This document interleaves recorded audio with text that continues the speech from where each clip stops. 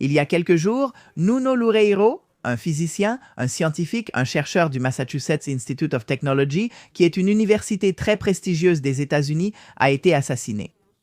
Il a été abattu par balle tout près de son domicile. On ne l'a pas volé, on ne l'a pas frappé, il n'y a eu aucune menace préalable ni rien de tout cela.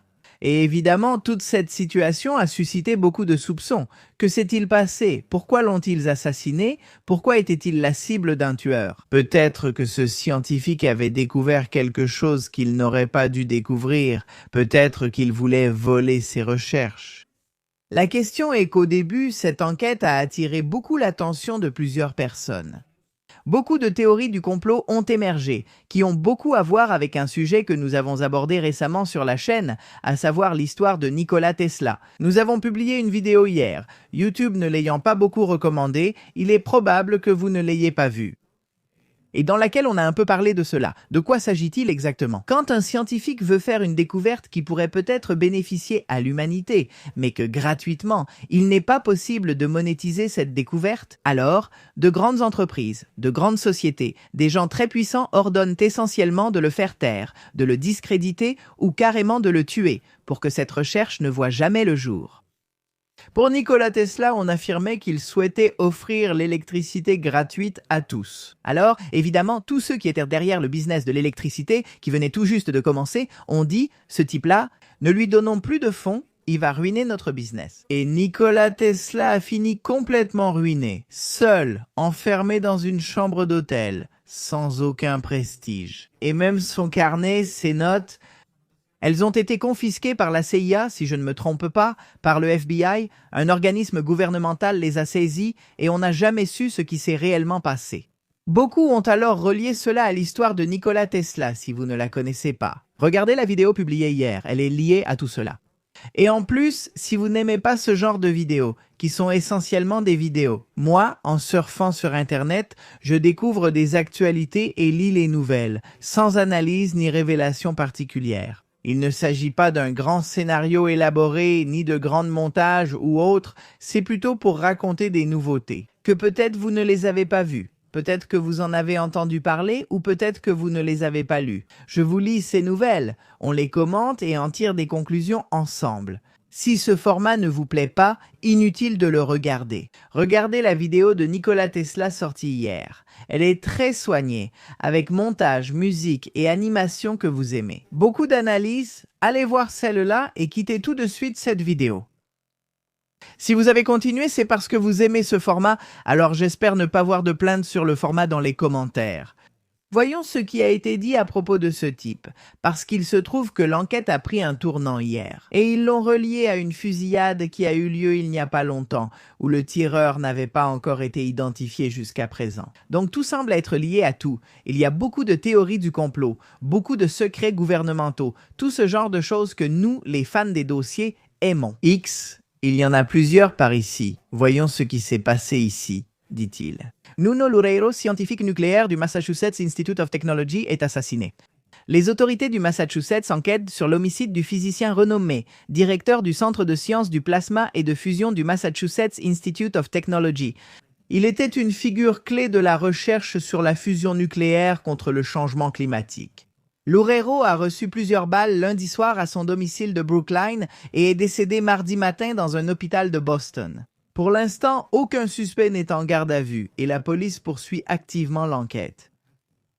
Et ici, de retour, nous avons une autre nouvelle de l'Associated Press qui dit « La police a intensifié la recherche du suspect dans la fusillade mortelle d'un professeur de l'Institut de technologie du Massachusetts, le Massachusetts Institute of Technology.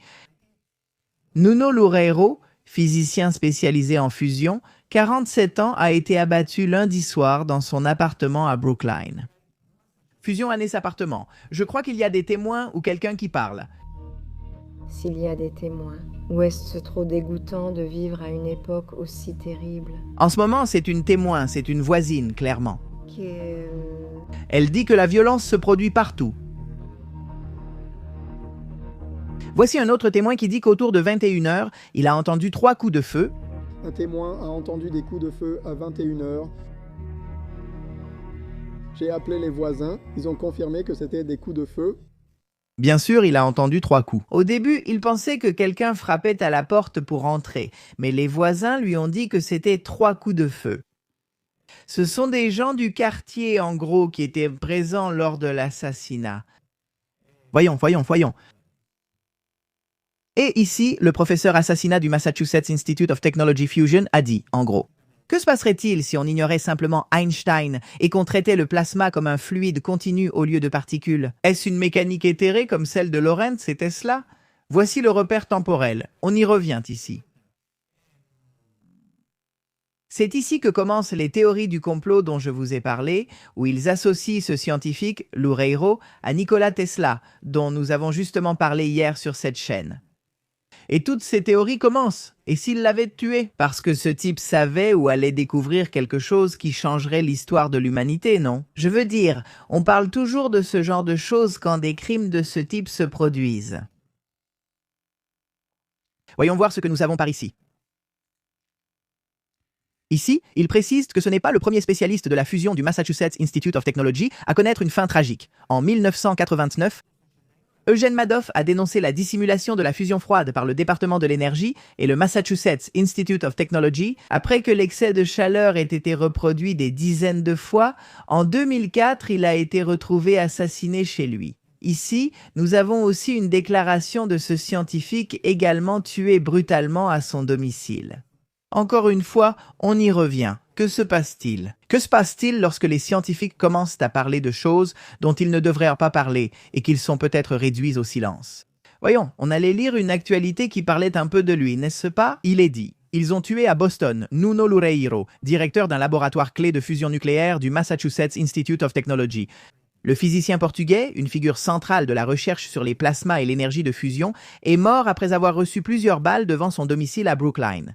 La police enquête sur le crime comme un homicide. Professeur à l'Institut de technologie du Massachusetts est l'une des figures les plus reconnues de la recherche en physique des plasmas et en fusion nucléaire. Il est mort après avoir été abattu devant chez lui dans la région de Boston. Nuno F. Gomes Loureiro, 47 ans citoyen portugais, dirige l'un des principaux laboratoires scientifiques du Massachusetts Institute of Technology. Il est décédé ce mardi matin des suites des blessures subies la veille au soir à Brookline, selon la confirmation de la police locale. L'université et le ministère des Affaires économiques. L'attaque a eu lieu vers 20h30 lundi, lorsque la police a reçu une alerte pour des coups de feu dans un immeuble résidentiel de la rue Griff. À leur arrivée sur les lieux, les agents ont trouvé Loureiro avec de multiples blessures par balle. Il a été transporté d'urgence en ambulance à l'hôpital de Boston, où il est décédé quelques heures plus tard. Les autorités n'ont pas signalé de tension et l'affaire continue d'être traitée comme un homicide en cours d'enquête, selon le parquet du comté de Norfolk. Des voisins de l'immeuble ont raconté à des médias américains qu'ils avaient entendu 3 fortes détonations et ont d'abord pensé qu'il s'agissait d'une tentative de forcer une porte. Une habitante a précisé que le professeur avait une jeune famille et que ses enfants allaient à l'école voisine. Un fait qui a renforcé l'impact du crime sur la communauté locale. Depuis mai 2024, Loureiro dirigeait le Plasma Science and Fusion Center du Massachusetts Institute of Technology, un des centres de recherche majeurs en physique des plasmas et énergie de fusion. Le pôle de sciences de la fusion contrôlée regroupe plus de 250 chercheurs, ingénieurs et étudiants et travaille au développement de technologies visant à reproduire sur Terre l'énergie qui alimente le Soleil. Une promesse de production d'électricité propre, sans émissions de carbone et pratiquement illimitée. Spécialiste en physique théorique, Loureiro a centré sa carrière sur l'étude de la dynamique des plasmas magnétisés, un état fondamental de la matière, essentiel pour la fusion nucléaire et les phénomènes astrophysiques. Son travail a traité des processus clés comme la reconnexion magnétique, qui libère soudainement beaucoup d'énergie, la génération et l'amplification des champs magnétiques, le confinement du plasma dans les réacteurs à fusion et la turbulence dans des environnements hautement magnétisés. Nous avons ici une nouvelle de TMZ qui parle du tireur de l'université Brown. Voyons maintenant de quoi il s'agit. Et celui qui a tiré sur le professeur du Massachusetts Institute of Technology?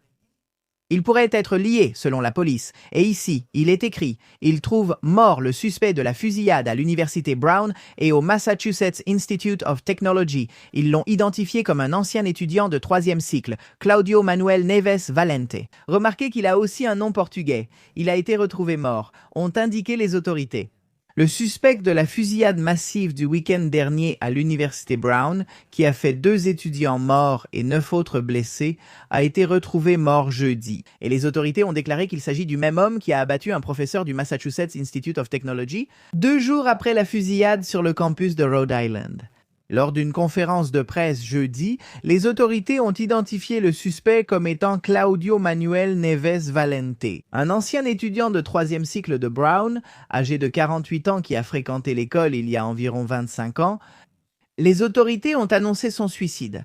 Son corps a été découvert dans un entrepôt du New Hampshire, après une intense recherche multinationale qui a duré plusieurs jours. Ce soir, nos voisins de Providence pourront enfin respirer un peu plus tranquillement, a déclaré le maire Brett Smiley aux journalistes lors d'une conférence de presse jeudi soir. Les autorités ont déclaré qu'il n'y a aucune preuve que Valente travaillait avec quelqu'un d'autre. Et ils ont décrit en détail ses mouvements avant et après la fusillade, y compris les mesures qu'il a prises pour se cacher de là. Les autorités n'ont pas encore fourni de motifs pour les fusillades successives qui ont laissé les habitants de certaines régions de la Nouvelle-Angleterre en suspens pendant des jours. La présidente de l'université Brown, Christina Paxson, a déclaré que Neves Valente s'est inscrit comme étudiant en doctorat dans le programme de physique de Brown en l'an 2000 et il a assisté à moins d'1 an avant de prendre un congé puis de se retirer. Paxson a ajouté qu'on pense qu'en tant qu'étudiant en physique, il a passé beaucoup de temps dans le bâtiment d'ingénierie. Burroughs et Hawley, qui a été la cible de la fusillade samedi. Valente, qui est entré aux États-Unis en 2000 avec un visa d'étudiant, a obtenu la résidence légale en avril 2017, ont indiqué les autorités. La secrétaire à la sécurité intérieure, Christine Humm, a indiqué que le suspect avait obtenu un visa via la loterie de la diversité en 2017. Et elle a déclaré que le Department of Homeland Security suspendrait immédiatement le programme afin de garantir qu'aucun autre étudiant ne soit lésé. Selon une déclaration publiée sur Xto vendredi matin, cet individu odieux n'aurait jamais dû entrer dans notre pays en 2017, a déclaré Neves. Selon les responsables, il n'avait aucun lien actuel avec l'école. Alors, comment les crimes de la fusillade sont-ils liés ?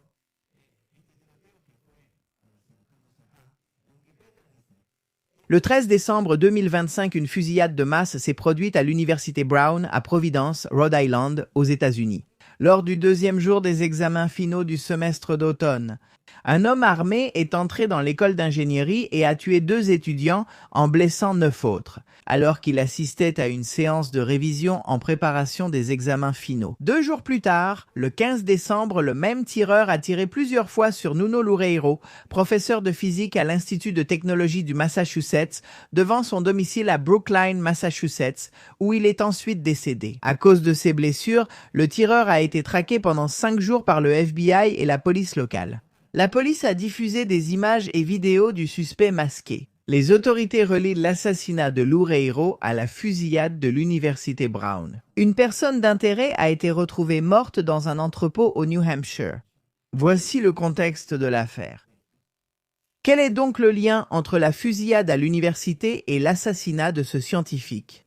Les autorités du Massachusetts ont confirmé que Valente est également le présumé tireur dans la mort du professeur du Massachusetts Institute of Technology, Nuno Loureiro. À Brookline, il a reçu une balle mortelle lundi soir dans le hall de son immeuble à Brookline, Massachusetts. Les 2 hommes étaient originaires du Portugal, ce qui m'a fait dire que le nom sonnait aussi portugais. La procureure fédérale du Massachusetts, Leah Foley, a déclaré jeudi soir lors d'une conférence de presse. On pense que Valente et Loureiro ont suivi le même programme académique au Portugal dans les années 1990. Une connexion étrange arrive, non ? C'est-à-dire, il semble qu'ils aient étudié ensemble tous les 2, aussi bien le tireur que le scientifique. Y avait-il un lien ou une histoire entre eux? Avant ces crimes, ce n'est qu'il y a 1 ou 2 jours que le lien entre les 2 crimes déconcertants a commencé à être établi, a déclaré Foley aux journalistes et aux autorités. La dernière adresse connue de Valente était à Miami, mais il avait loué une chambre d'hôtel à Boston à la fin du mois de novembre, a déclaré Foley. Le 1er décembre, il a loué une Nissan Sentra grise. Attention à cela, car cela va être lié à quelque chose qu'ils ont découvert sur Reddit. Je vais vous le lire maintenant, d'accord? Par la suite, il a été vu de façon intermittente dans la zone du campus pendant les 12 jours précédant la fusillade, a-t-il ajouté. Le chef de la police de Providence, Oscar Perez, a déclaré que la police locale avait aidé à localiser Valent, grâce notamment à une vidéo de surveillance et au signalement précis d'un véhicule par une personne ayant remarqué le comportement étrange du suspect. Voici maintenant la capture d'écran de Reddit qui disait « Je parle sérieusement ». L'informateur a dit à la police d'enquêter sur une Nissan grise avec une plaque de Floride, probablement une voiture de location. Selon une plainte des autorités du Rhode Island, c'était la voiture conduite par la personne recherchée. Et la vidéo de surveillance ainsi que l'utilisation de la technologie de lecture de plaques d'immatriculation ont conduit les enquêteurs à une agence de location de voitures dans le Massachusetts. Là-bas, la police a obtenu une copie du contrat de location au nom du suspect, ainsi qu'une vidéo du suspect qui correspondait aux vidéos de la personne d'intérêt aperçue sur le campus de l'Université Brown le jour de la fusillade. Les autorités ont affirmé que cette découverte les avait finalement conduits à un entrepôt à Salem, dans le New Hampshire, à la frontière avec le Massachusetts, où Valent avait loué un box. Foley. Le procureur fédéral a déclaré que les enquêteurs pensent que Valent s'est enfui vers l'entrepôt peu après la fusillade du professeur du Massachusetts Institute of Technology lundi soir. Jeudi soir, les enquêteurs se rapprochèrent des installations de stockage et ont obtenu un mandat de perquisition que les équipes du Special Weapons and Tactics du FBI ont exécuté. Peu avant 21h, les autorités ont indiqué que le corps de Valent a été retrouvé dans un entrepôt à côté de celui qu'il avait loué. On a trouvé sur lui un portefeuille avec 2 armes à feu. Les 2 étudiants de Brown assassinés ont été identifiés comme Ella Cook, 19 ans, et Mohammad Aziz Oumour Sokov, 18 ans. Tous 2 ont été touchés par des tirs lorsque le tireur a fait irruption dans l'auditorium du premier étage, où se déroulait une séance de révision d'un cours d'économie. Le bâtiment était ouvert car des examens s'y tenaient lors de la fusillade, a indiqué le président de l'université. Les autorités ont ajouté jeudi qu'une personne avait confronté le tireur dans les toilettes, lui disant qu'il n'avait rien à faire là. Et ici, nous allons continuer parce qu'ici c'est très intéressant, parce que d'où cela vient-il ? Ici, nous avons la recherche de la police lorsqu'elle s'est approchée de l'unité de stockage et ici, nous avons la déclaration. Ceci est apparu sur Reddit. Une personne sur Reddit a fait cette déclaration qui est essentiellement ce que je vous ai lu il y a un instant. Est-ce que je parle sérieusement ? La police doit chercher une Nissan grise avec une plaque de Floride. Et ici, ensuite, la personne raconte qu'elle a été témoin de ce type, qui s'est approché de la Nissan, qui l'a déverrouillée avec la clé électronique. Et qu'ensuite, il a vu quelque chose qui a attiré son attention et il s'est éloigné de la voiture, il est parti. C'est à ce moment-là. Quand ce témoin s'approche de la voiture, il voit la plaque qui est de Floride. Et ensuite, il voit la personne qui a ouvert la voiture, qui avait la clé de la voiture, revenir, entrer dans la voiture et partir. C'est incroyable parce que ça a explosé sur Reddit avant que les autorités ne soient au courant, avant que les autorités ne trouvent le suspect et tout le reste. Et ici, quelqu'un fait une sorte de récapitulation des faits et dit donc pour résumer, un scientifique nucléaire a été assassiné, cela pourrait-il être lié ? L'entreprise de Trump s'associe avec une grande entreprise de fusion nucléaire. Cela s'est également produit en même temps que ces fusillades. La fusillade à l'université et son assassinat, 2 personnes sont mortes. Le FBI reste inactif. Le tireur a été retrouvé mort, donc il n'y a plus de questions, selon lui. Les autorités ont identifié le suspect de la fusillade du week-end à l'université Brown et du meurtre d'un professeur du Massachusetts Institute of Technology lundi, comme Claudio Manuel Neves, citoyen portugais de 48 ans à Miami, Floride, courageux. Ancien étudiant de l'université Brown à Providence, Rhode Island, retrouvé mort d'une blessure par balle auto-infligée dans une unité de stockage au New Hampshire.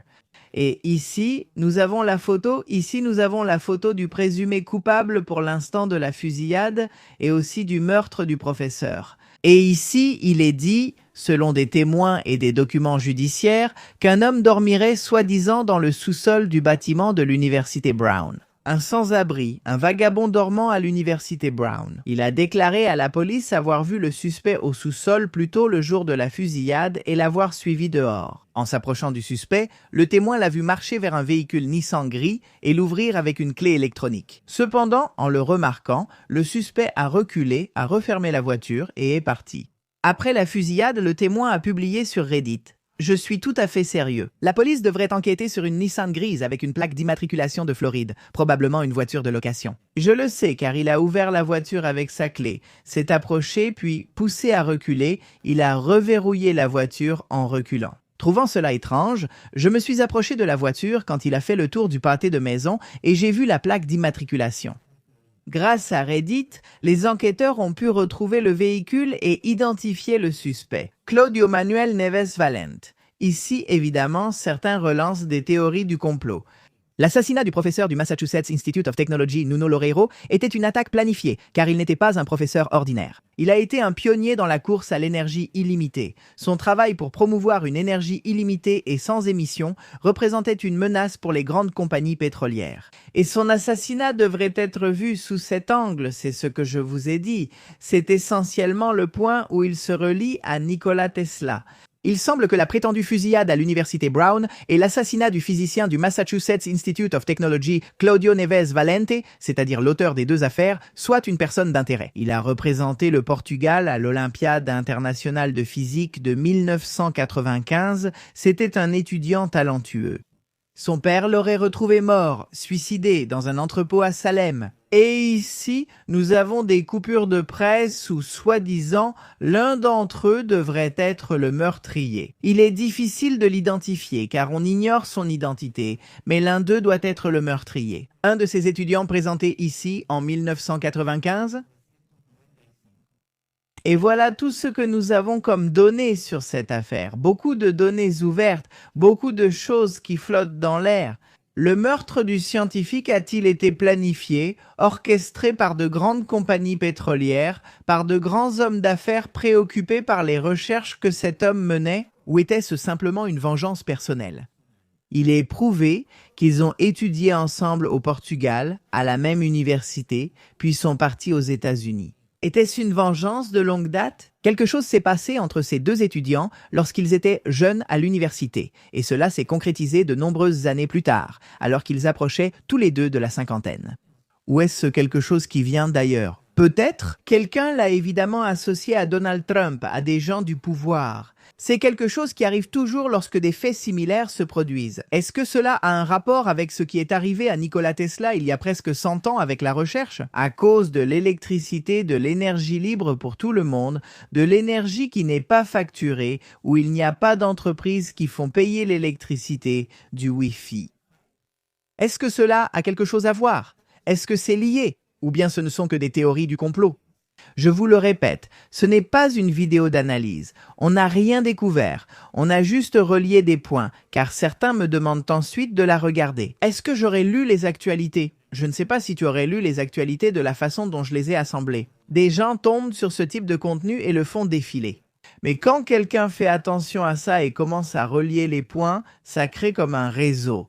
Une connexion que je ne sais pas si la personne qui regarde ça aurait pu créer elle-même. Peut-être oui, peut-être non, c'est la connexion et les points que j'ai reliés. Il n'y aura ni grande analyse scientifique, ni révélation majeure. C'est simplement lire des nouvelles, les relier, créer des liens entre elles et ensemble tirer des conclusions. Ce n'est pas beaucoup plus que ça. C'est comme si un ami te racontait et te disait « Hein, tu as vu ce qui s'est passé ici? Et ça a un rapport avec ça. Et ça a un rapport avec ça, c'est ça? Ce genre de vidéo, ce n'est pas beaucoup plus que ça. » Si vous souhaitez d'autres vidéos, plus montées et produites, faites-le savoir. Allez voir celui sur Nikola Tesla qu'on a sorti hier, c'est une super vidéo, vous n'y avez pas trop prêté attention, malheureusement, mais c'est une super vidéo, alors allez la voir parce qu'elle est bien. C'est une recherche assez approfondie et complète sur la vie de Nikola Tesla, et ça a beaucoup à voir avec ce qui est arrivé à Nuno Loureiro. Pour moi, ça compte beaucoup. Pour l'instant, c'est tout. On restera attentif s'il y a du nouveau. Commentez scientifique ici en dessous. Commentez scientifique ici en dessous. Et si on a plus de 500 personnes qui commentent, on fera une deuxième partie. Laissez votre like, abonnez-vous et tout le reste. Je vous laisse ici quelques vidéos pour poursuivre le marathon sur cette chaîne. Je vous dis au revoir, je suis Magnus Mephisto, à la prochaine vidéo. Au revoir.